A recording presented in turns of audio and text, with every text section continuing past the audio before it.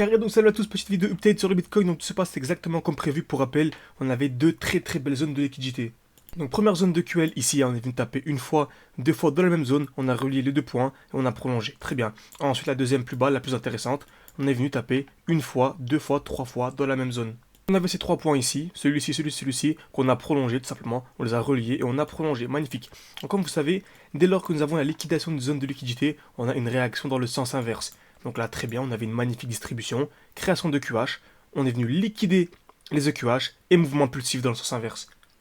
On a un mouvement très impulsif pour venir liquider les EQL et ensuite directement mouvement impulsif dans le sens inverse. C'est toujours comme ça que fonctionne le marché. Bien sûr, hein, si vous voulez aller beaucoup plus loin et beaucoup mieux comprendre, il y a ma formation totalement gratuite qui est disponible en description et en commentaire épinglé.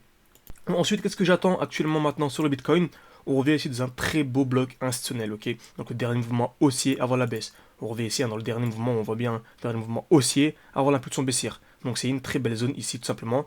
Et en plus de cela, on est overextended. Donc on a clairement ici un déséquilibre du marché.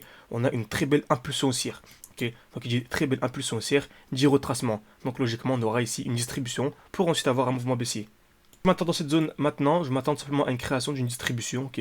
Donc venir taper plusieurs fois au même niveau, liquidation et mouvement baissier.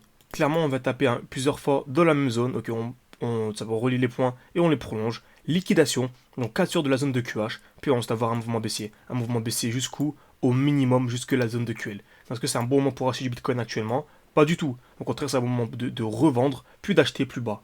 La performance ici sera assez faible, pourquoi? Car on est en 3 minutes, ok, mais c'est applicable sur absolument toutes les time frames, ok, que nous soyons en daily, en weekly, en monthly, toutes les time frames, je dirais même tous les actifs capitalisés, que nous soyons sur l'Ethereum, sur les actions, sur les devises, c'est toujours les mêmes principes. C'est pour ça qu'il est extrêmement important de se former de manière sérieuse pour ensuite se régaler sur absolument tous les marchés capitalisés.